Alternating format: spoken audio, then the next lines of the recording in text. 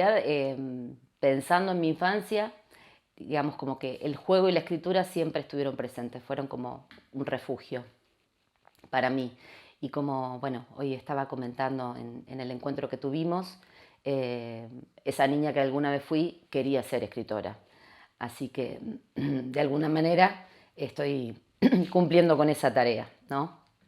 Si bien no tuve eh, la posibilidad de contar con tantos libros en mi niñez, sí tuve un abuelo y una abuela que me compartían muchas historias. Mi abuela me contaba cuentos y bueno, tenía la capacidad de cambiarle siempre el final, entonces a mí me mantenía al vilo, porque yo sabía que en algún momento la historia iba a cambiar, y entonces yo le decía a mi abuela, pero la última vez pasó tal cosa.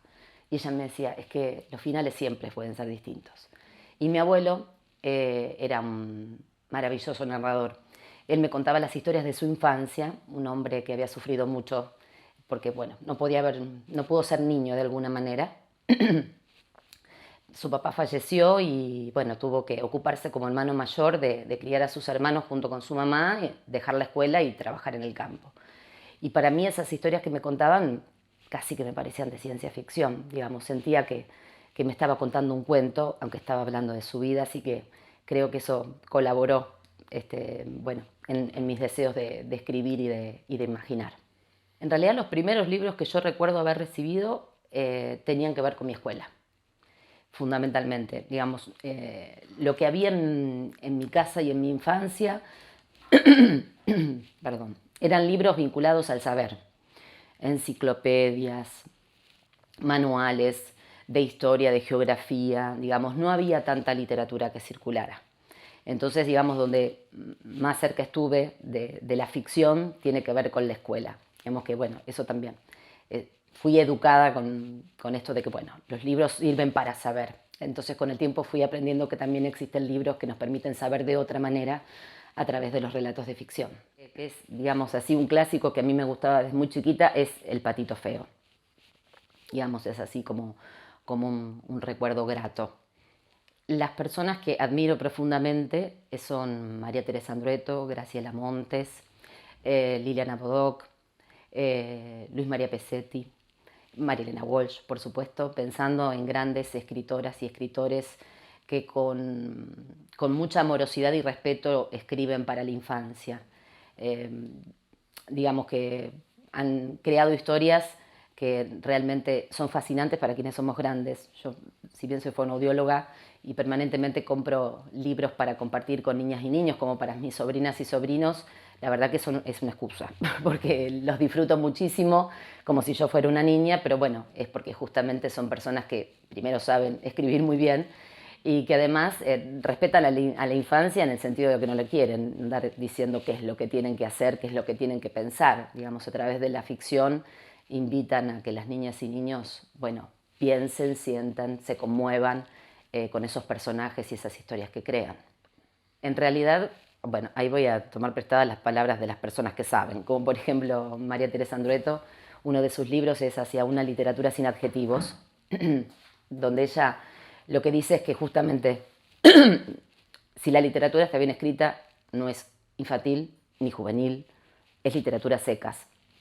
Digamos, muchas veces bajo el nombre de la literatura infantil lo que se han creado son historias didactizantes, pedagogizantes, que lo que intentan es, bueno, a través de ese relato, educar a las niñas y los niños en ciertos valores, en ciertas normas, y que también es un modo de disciplinarlos. Bueno, digamos, la literatura infantil no debiera ser así. Debiera ser como la literatura que se escribe para cualquier persona adulta, que dé un espacio de libertad. Bueno, escribo en computadora. En este momento escribo en una habitación, o sea, en ese lugar específicamente. Antes vivía en otra casa que, bueno, tenía también como un espacio especial para eso.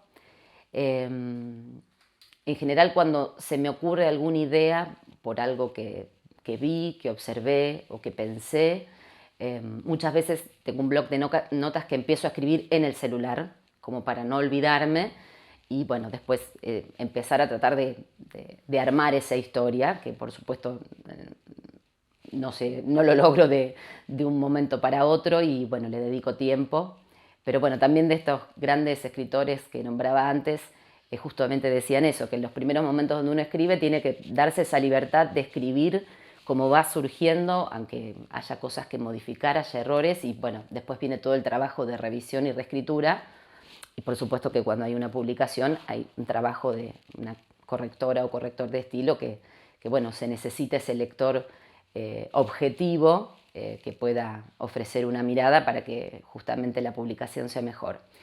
En general no puedo pensar en edades, pienso en escribir para niñas, niños y adolescentes. Muchas veces también me preguntan eso, es habitual. ¿Este libro a partir de qué edad? Y bueno, y ahí yo les respondo con lo que dice María Teresa Andrueto, ¿no? Que bueno, yo tengo la ilusión de que, bueno, en este camino ojalá pueda escribir literatura a secas y no estén destinadas para una edad u otra. Y además porque pienso que algunas historias, digamos, pueden servirnos a quienes somos grandes o a quienes son chicas y chicos, y porque también me resulta difícil pensar en edades como si todas las niñas y todos los niños que están transitando esa franja etaria transitaran por el mismo proceso de desarrollo, el mismo proceso de aprendizaje, los mismos temores, los mismos cuestionamientos, las mismas tristezas o alegrías. Por supuesto hay algunas que son comunes a todas las personas, digamos, como condición de humanidad y por algunas cuestiones generales del desarrollo, bueno, sí, hay momentos donde pueden surgir determinadas cuestiones que no van a suceder en otro, pero bueno, no puedo pensar en un lector específico de una determinada edad. Está en la misma habitación en la que escribo, en realidad está más o menos organizada entre aquellos libros que tienen que ver más con el saber vinculado a las ciencias, ¿no? por mi trabajo, por mi interés como fonoaudióloga y docente de la universidad, y digamos después todos los libros que tienen que ver con los relatos de ficción, algunos que son para personas adultas y otros que tienen que ver más sí, con la infancia y la adolescencia por las temáticas que se abordan. En realidad, trato de trabajar más con la palabra y el sentido. A mí lo que me encantaría, decir sonido y pienso en la musicalidad que tiene la poesía, me encantaría poder escribir poesía. Por lo pronto no soy capaz de hacerlo, solo escribo prosa y narrativa.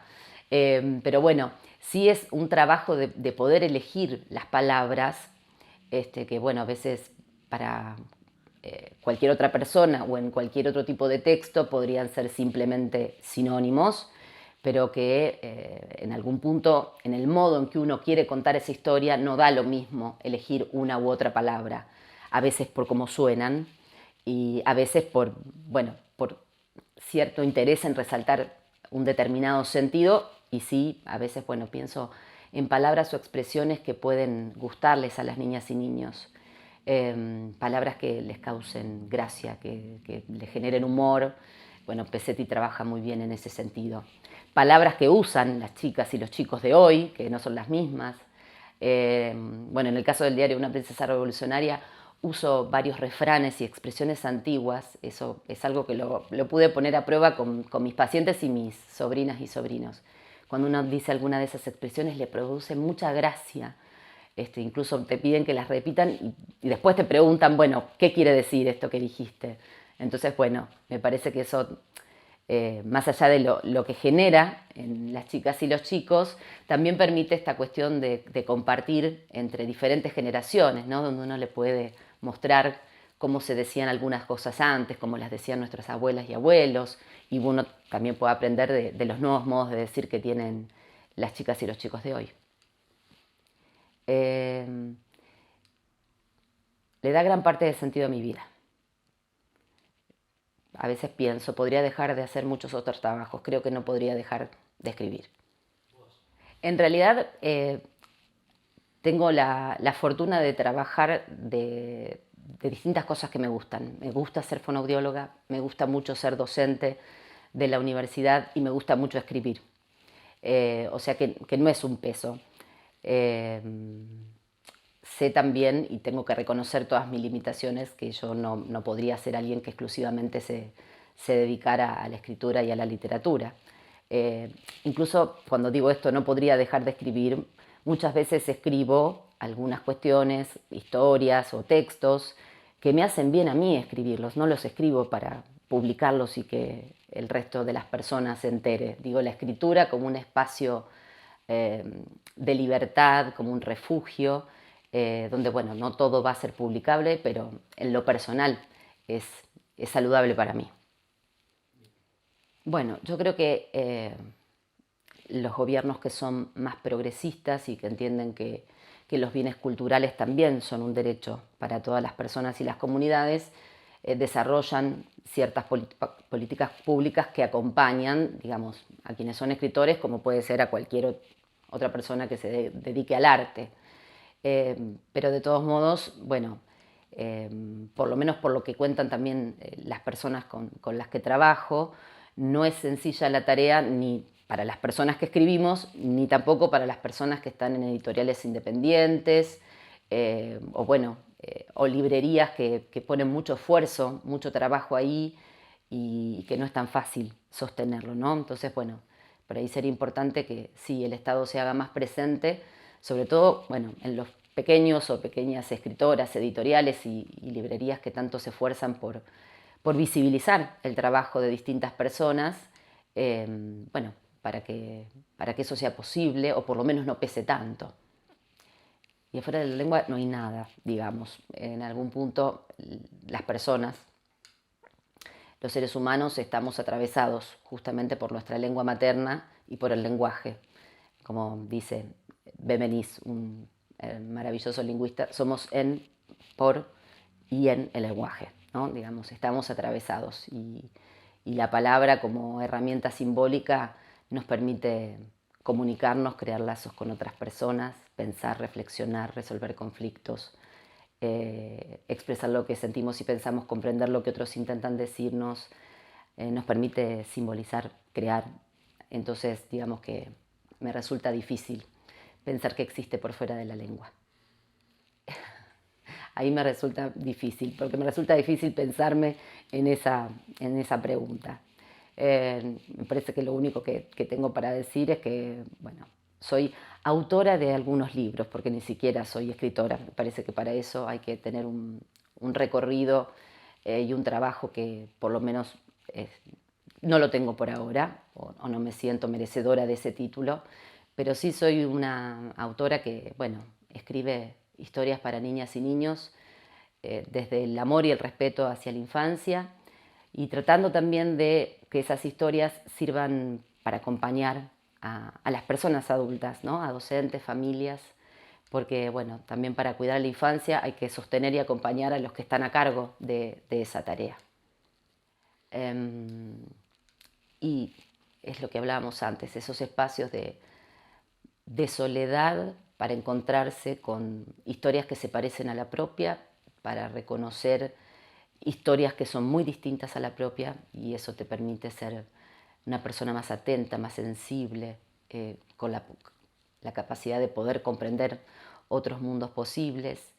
Y bueno, como dicen bueno, estos autores que antes estaba nombrando, la literatura permite justamente habitar este mundo, ¿no? Por eso, cuando uno piensa en la infancia, el juego es el modo en que las niñas y niños participan de la cultura y van habitando y comprendiendo el mundo al que ha llegado, y la literatura tiene mucho de eso también, digamos, nos recibe y nos aloja con esas palabras y esos relatos que han escrito.